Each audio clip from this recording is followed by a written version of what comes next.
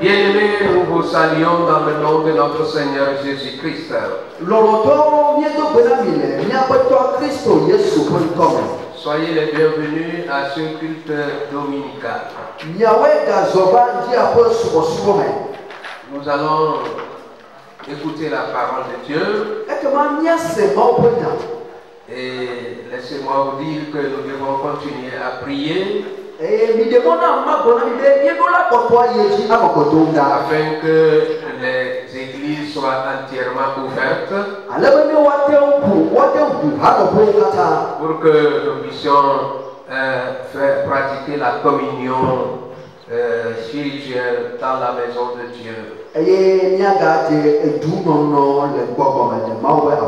Là où vous êtes ce matin, que ce soit dans vos maisons, dans le quartier,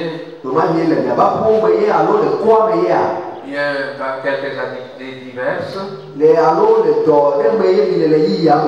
que cette parole vous fasse du bien. Merci Seigneur. Ce matin, nous allons lire dans le 5e livre de Moïse, le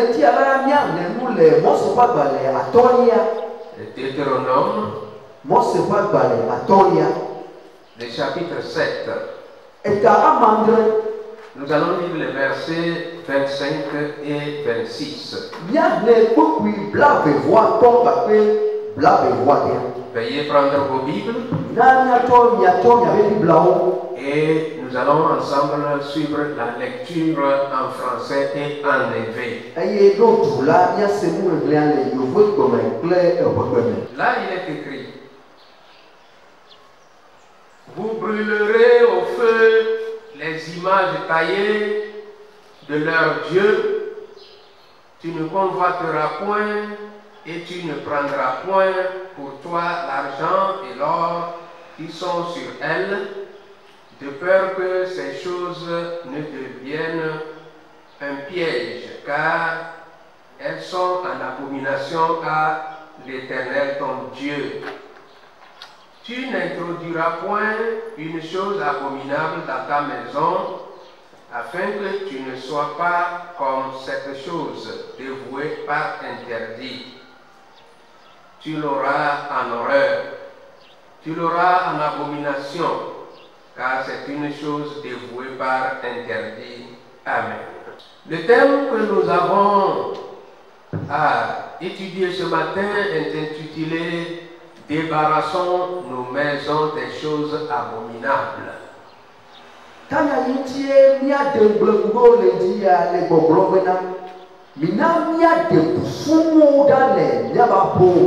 Débarrassons nos maisons des choses abominables. Quand on parle de choses abominables, quand on parle de choses abominables, dans ce cas, il s'agit de ce que Dieu est.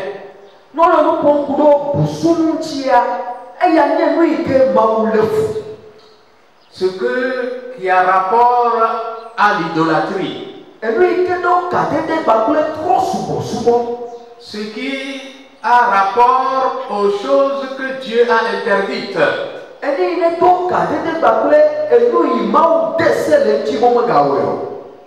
Ce passage fait partie d'un certain nombre de passages qui sont intitulés La préparation à l'entrée à Canaan. Le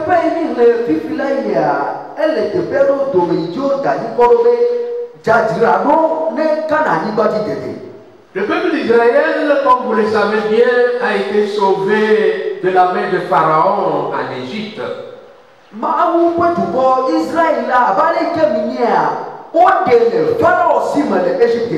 Et il était appelé à aller occuper la terre promise qui était Canaan. Ici donc, c'est des dispositions pour les amener à comprendre ce qu'ils vont faire lorsqu'ils vont entrer en Canaan.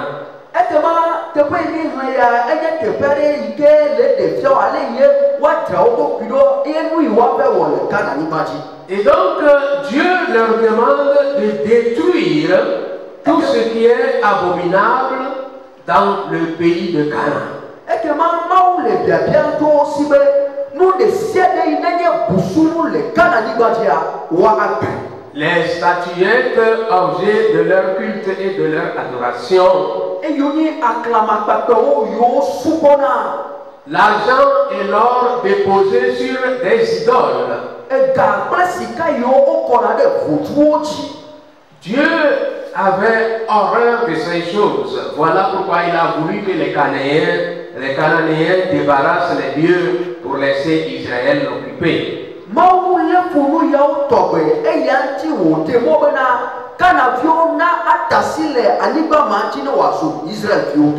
Pourquoi devons-nous débarrasser nos maisons des choses abominables? Il faut savoir que ce sont des choses qui incitent au péché. Et savoir aussi que Dieu hait ce qui est abominable. Et enfin, la prière reste non résolue par Dieu lorsque l'abominable est dans notre maison.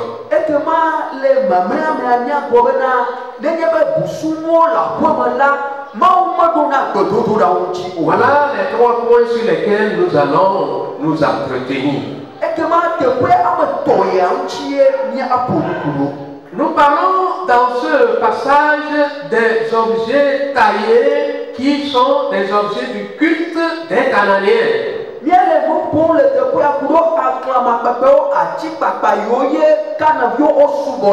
Ces choses que Dieu a demandé à Israël de s'en débarrasser reviennent à nous aujourd'hui. Regardons dans nos maisons, qu'est-ce qui est abominable à dégager?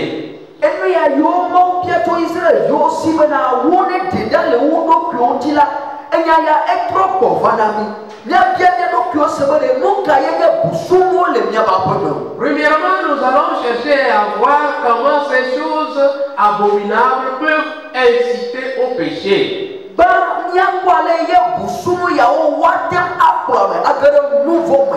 Lorsque Israël devait mettre pied sur la terre de Canaan, il y avait des idoles. Il y avait des pratiques païennes. Il y avait certains habillements que les gens portaient qui n'honoraient pas Dieu.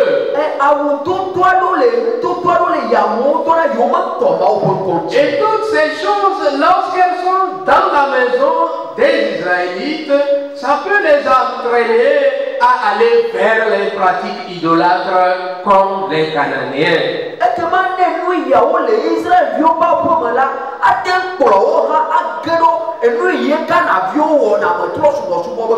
Il est bon que nous éloignons de nos yeux ce qui peut nous pousser vers le péché.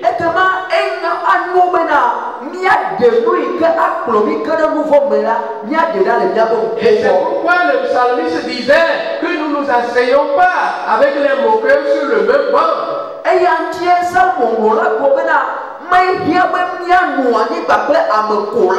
Si tu restes assis sur le même banc avec un moqueur, il va te contaminer. Si tu t'assieds sur le même banc avec un voleur, il va te contaminer. Si tu t'assieds sur le même banc avec un idolâtre, alors il va te contaminer. Si tu t'assieds sur le même banc avec un ivrogne, il va te contaminer. Pour éviter d'être contaminé, il ne faut pas s'asseoir à côté de la personne. Prenons par exemple la pandémie qui est en train de se passer. Et c'est une maladie qui se transmet par des salives et par des respirations.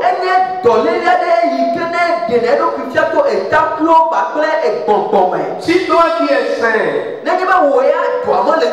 et tu t'en vas t'asseoir à côté de quelqu'un qui est malade, en ne portant pas ton cache-nez, sache que la personne peut te transmettre la maladie. C'est pourquoi, bien-aimé dans le Seigneur, qu'est-ce qui pousse aujourd'hui aux fornications, à l'adultère parmi les hommes?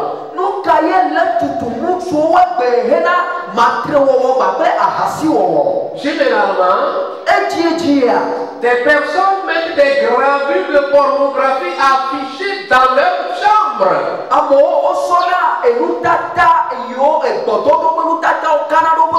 Et chaque jour qu'il rentre, ses yeux fixent sur ces images. Et nous avons des androïdes dans lesquels il y a de telles images.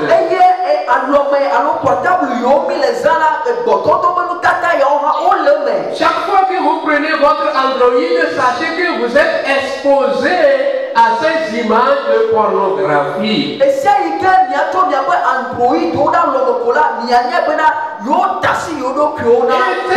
Ces images que vous avez gardées dans votre maison peuvent être un piège pour vous.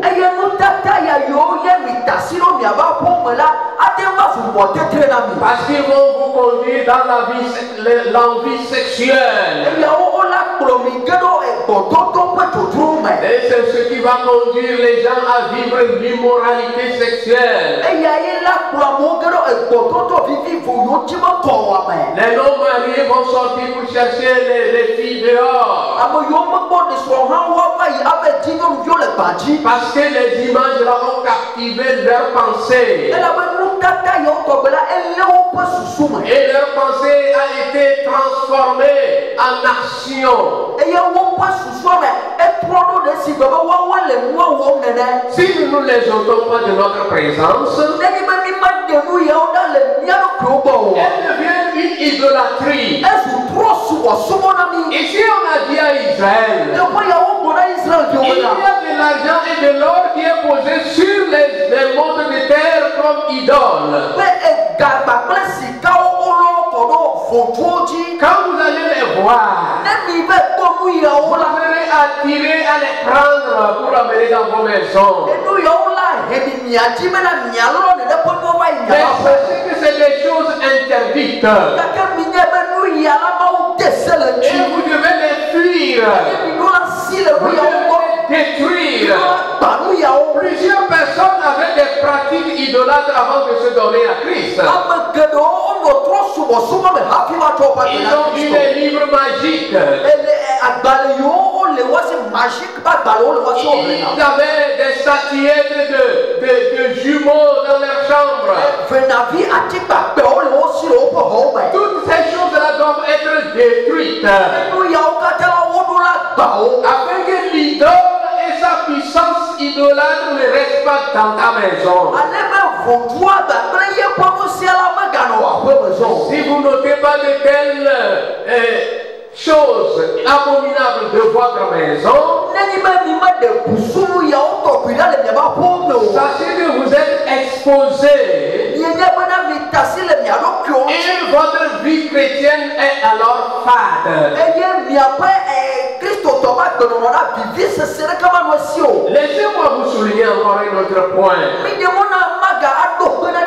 Il y a dans nos télévisions des films de violence, des films de guerre, des films de vol, tout cela que nous regardons.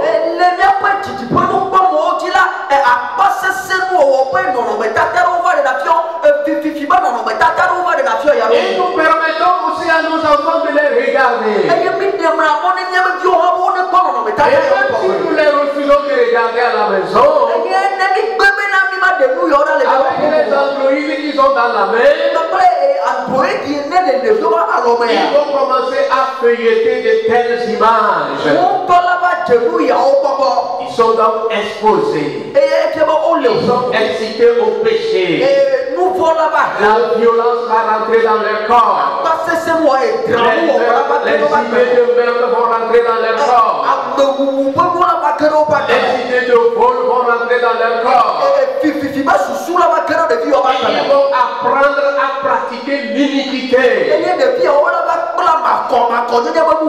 Bien-aimé dans le Seigneur, un enfant de Dieu qui veut éviter le péché doit débarrasser sa maison de tout ce qui attire vers le péché. Bien-aimé dans le Seigneur, que l'Éternel nous aide ce matin, afin que tout chrétien prenne garde. Que le chrétien prenne garde. Qu'est-ce que tu écoutes chaque jour? Qu'est-ce que tu entends chaque jour? Il y a des faux chrétiens qui vont s'approcher de vous et vont dire: ceci là était pour ton grand-père, c'était pour les ancêtres, ne les détruis pas, que ton pasteur ne te trompe pas. Bien-aimé dans le Seigneur, celui qui te dit cela, regarde quelle adoration est dans sa vie. Est-ce que le pasteur peut te tromper? Les gens pensent que les pasteurs sont descendus du ciel. Ils sont nés dans des familles. Ils ont été même des charlatans avant de se convertir. Plusieurs ont été des adorateurs d'idoles avant de se convertir. Et ils ont appris la lecture de la Bible. Communion étroite avec leur Dieu. Et ils donnent les conseils à leurs fidèles sur la manière de pratiquer l'adoration authentique.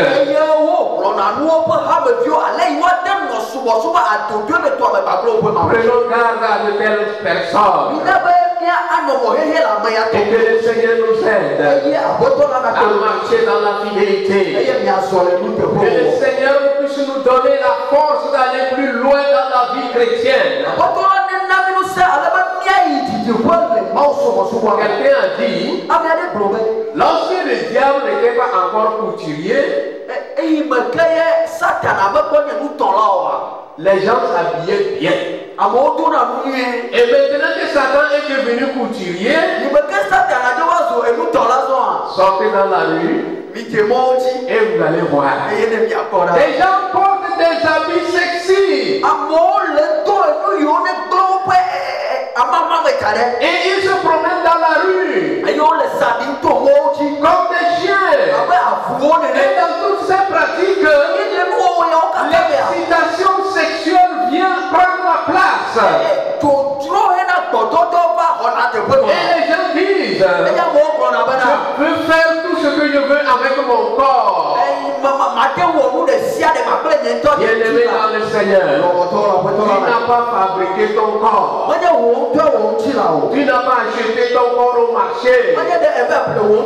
Si tu t'avais acheté un collier au marché, tu peux l'utiliser comme tu veux. Mais ton corps appartient à Dieu. Ton corps est habité par le Saint-Esprit. Et le Saint-Esprit ne veut pas habiter dans un corps souillé. Que le Seigneur nous aide. Dans Deutéronome chapitre 12, nous allons lire les versets 29 et jusqu'à 31. Et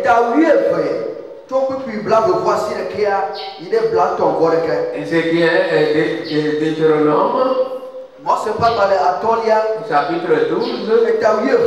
Et nous allons lire les versets 29 et terminer au 31. Lorsque l'Éternel ton Dieu aura exterminé les nations que tu vas chasser devant toi, lorsque tu les auras chassés et que tu seras établi dans leur pays, garde-toi de te laisser prendre au piège en les imitant après qu'elles auront été détruites devant toi.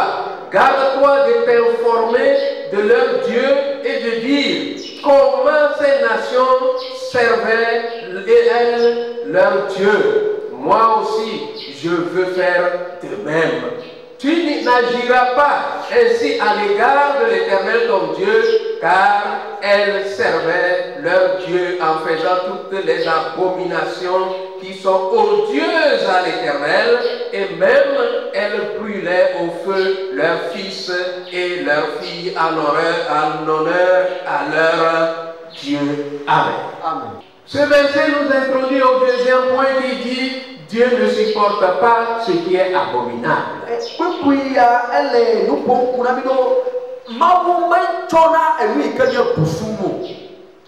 Il n'aime pas.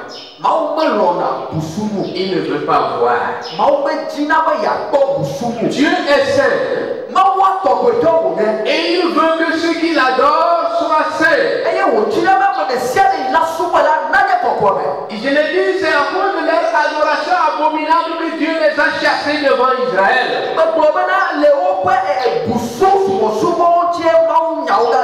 Celui qui va chercher à pratiquer les mêmes choses que ces personnes idolâtres, lui-même, il sera voué à l'interdit.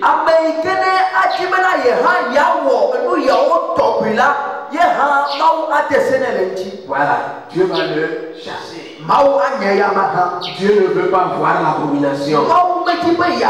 Nous devons débarrasser de nos foyers, de nos familles, de nos maisons, tout ce qui va nous conduire à faire des pratiques ancestrales, des pratiques païennes que nous avions fait avant de venir à Dieu.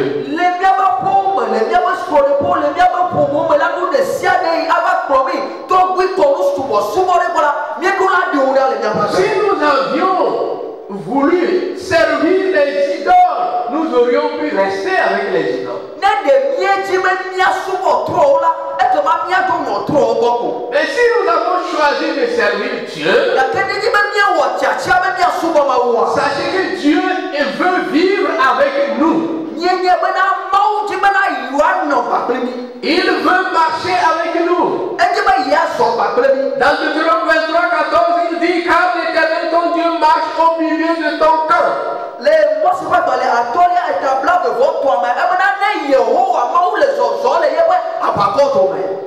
Dans le camp, dans la maison, dit dans la maison. Pendant que tu te couches la nuit, tu dors. Dieu fait la ronde de ta maison pour te protéger. Toutes les maisons des chrétiens sont surveillées de près par les yeux de Dieu. Alors ici on dit que Dieu est saint, il veut que ses yeux voient ce qui est saint. Et nous devons faire en sorte que nos maisons soient débarrassées de toute idolâtrie.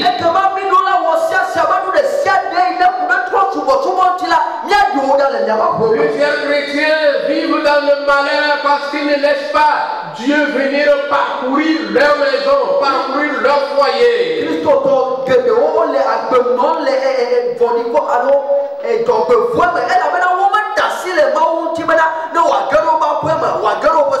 Dieu veut habiter ton corps. Dieu veut habiter ta maison. Dieu veut marcher avec toi sur le chemin. Venons par la main. Afin de chasser tes ennemis devant toi. Mais quand il arrive et qu'il voit des idoles, des pratiques iniques,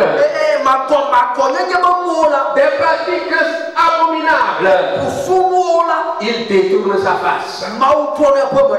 Bien-aimés dans le Seigneur, je voudrais vous encourager ce matin. Vous qui avez gardé encore vos fétiches dans vos maisons, en disant que nous ne les adorons plus. Ce que tu n'adores plus, il faut enlever ça de la maison.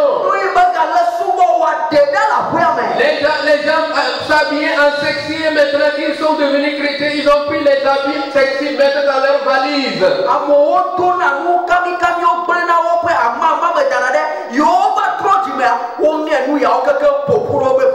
Et maintenant ils disent, je ne les porte plus. Je veux vivre pour Dieu. Mais c'est le jour que tu vas ouvrir la valise, tu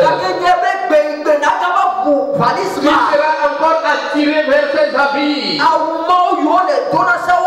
C'est pourquoi brûlez-les. Brûlez toutes ces choses. Au nom de Christ Jésus. Alléluia. Il faut aussi brûler les statuettes de jumeaux. On dit, oh mon camarade jumeau est mort, je vais garder la statuette en souvenir de lui.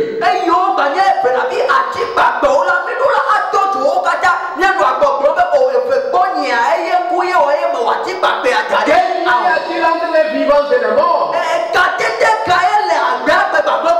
Il est mort, c'est fini. Il s'attend à son Dieu. Et toi, tu es vivant. Et tu n'as plus besoin d'être en relation avec le mort. Car Dieu défend les relations entre les humains et les morts.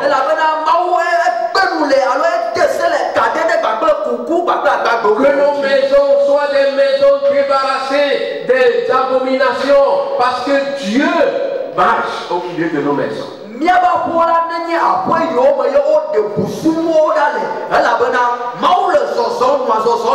Chaque jour du matin au soir, il est là. Chaque soir la nuit, il est là.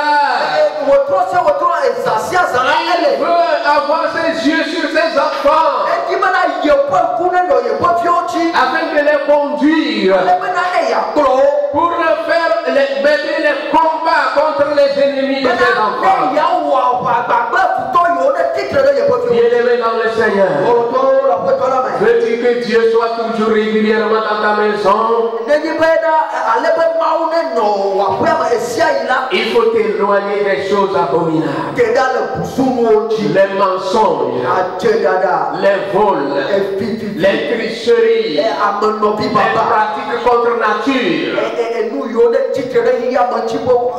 Il faut les abandonner. Parce que Dieu ne veut pas les voir. Et puis s'il ne veut pas les voir,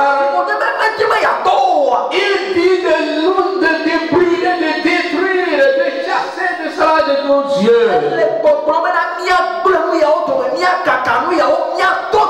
Et il dit, tu n'agiras pas ainsi à l'égard de l'Éternel. Car cette nation servait des divinités qui n'ont rien à voir avec la vie de Dieu.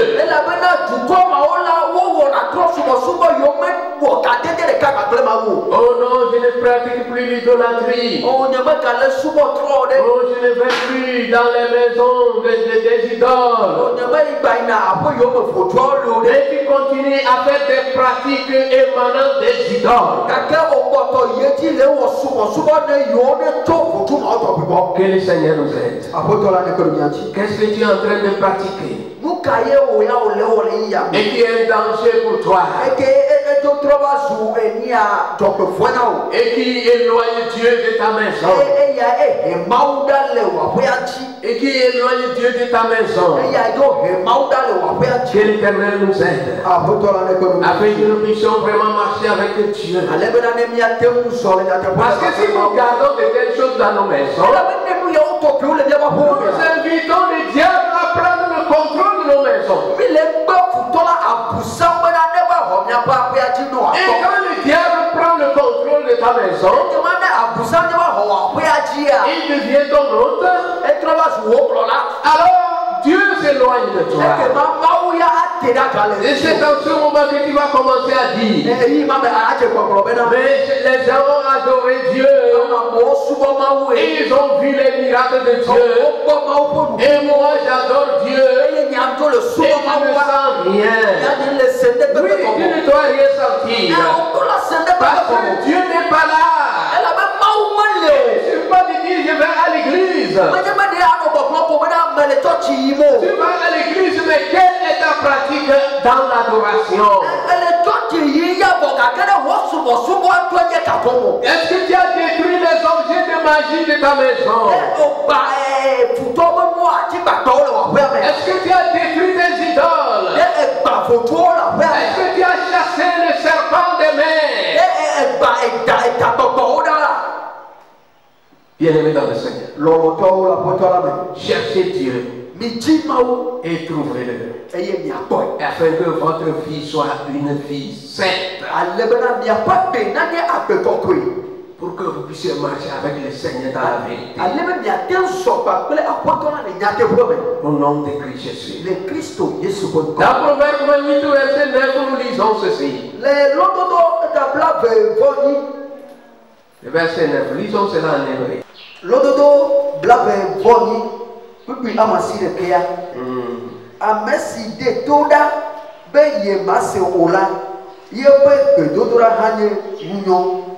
Amen. Amen. Et cela nous introduit au troisième point, les choses abominables empêchent Dieu d'écouter nos prières.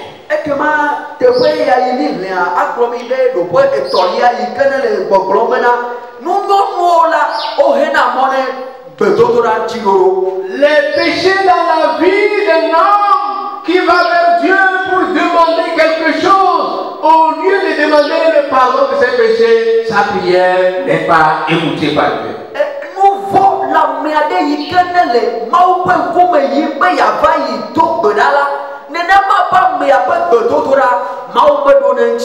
Il faut qu'il confesse ses péchés d'abord.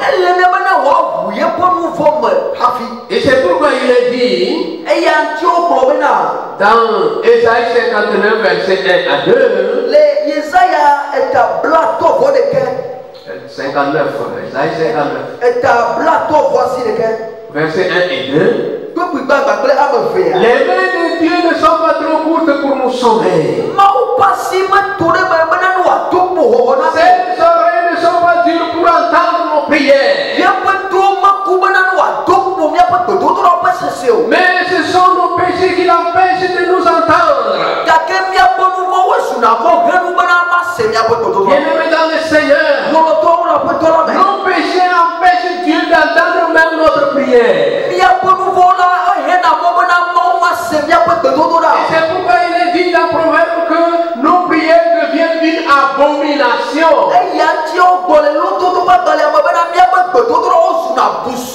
Afin que nos prières puissent être entendues de Dieu, il faut que nous puissions pratiquer la justice de Dieu. Il faut que nous puissions écouter la parole et nous débarrasser de tout ce qui est compromettant dans nos maisons.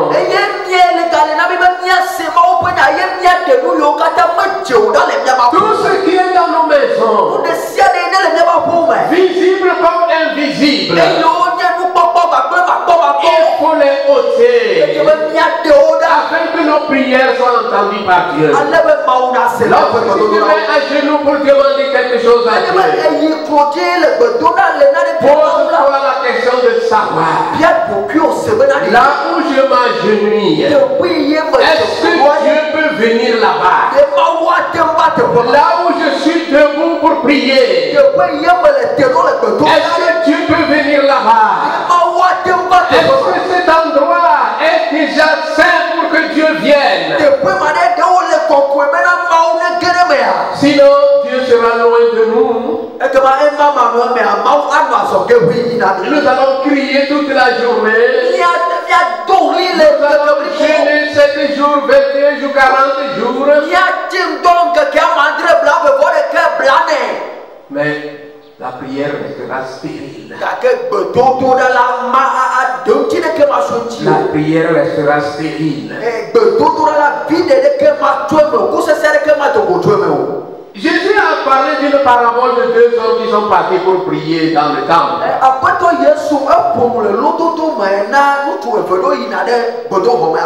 a commencé à citer toutes les œuvres qu'il a accomplies. Les choses qui sont devenues une idolâtrie dans sa vie. Les choses sur lesquelles il compte qu'à cause de ça, Dieu est obligé d'écouter sa prière. Mon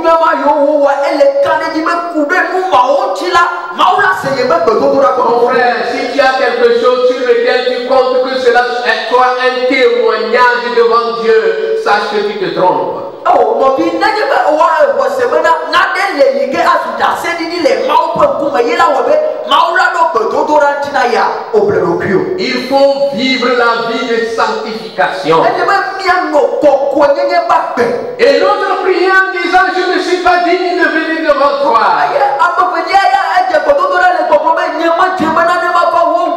Mais fais-moi grâce. Et le Seigneur Jésus a conclu en disant, le deuxième là, Dieu a entendu sa prière. Dieu a exaucé sa prière. Mais le premier qui a vanté ses honneurs, les gens viennent dans la maison de Dieu pour valoriser leur travail. C'est moi qui chante dans le groupe musical. C'est moi qui chante dans la chorale. C'est moi qui prêche à la chair. C'est moi qui surveille les motos devant l'église. C'est moi qui donne les plus grandes dîmes dans l'église. Bien-aimé dans le Seigneur, toutes ces choses-là ne valent rien devant Dieu. C'est ta consécration. C'est ta consécration. S'il y a quelque chose qui se situe entre toi et Dieu, et tu as situé cela comme une idole entre toi et Dieu,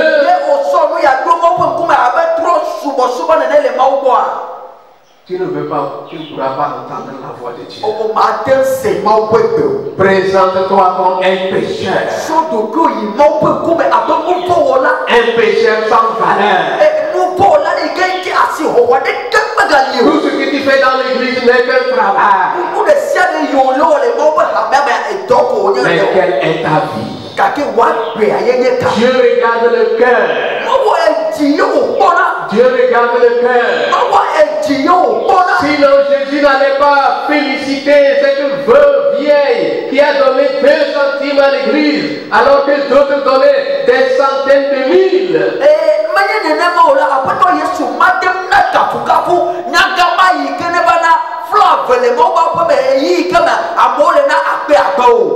Je ne dis pas qu'il ne faut pas donner beaucoup à l'église. Tu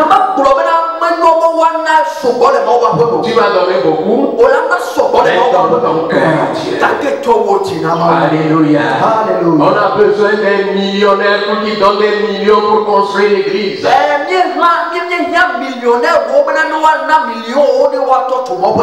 Mais quand tu donnes tes millions, est-ce que c'est sur ça que tu comptes que Dieu va te faire la grâce? Cherche l'éternel. Cherche l'éternel. Pour conclure, nous allons dire tout ce qui est abominable dans nos maisons nous conduisent souvent vers le péché. Et nous devons savoir que les yeux de Dieu n'aiment pas voir ce qui est abominable. Et si nous sommes entourés des choses abominables, nos prières ne seront pas exaucées. Levez-vous, nous allons prier le Seigneur. Adorable Père, ce matin nous te bénissons. Ta parole est la vérité. Aide-nous à nous débarrasser des choses contre nature. Que notre vie chrétienne soit une vie bénie. Au nom de Jésus-Christ. Père, transforme-nous. Et maintenant nous voulons prier. Que tu touches le corps de ceux qui sont malades. Qu'ils soient guéris au nom de Jésus-Christ. Nous prions pour notre pays. Que cette pandémie de Covid-19 soit enlevée afin que nous puissions vivre la joie de Christ. Nos prières montent vers Dieu en faveur de nos frères qui sont en souffrance dans les pays à cause des persécutions. Que Dieu les libère. Que Dieu les libère. Au nom de Christ Jésus. Que Dieu bénisse vos vies. Que Dieu bénisse vos activités. Au nom de Christ Jésus.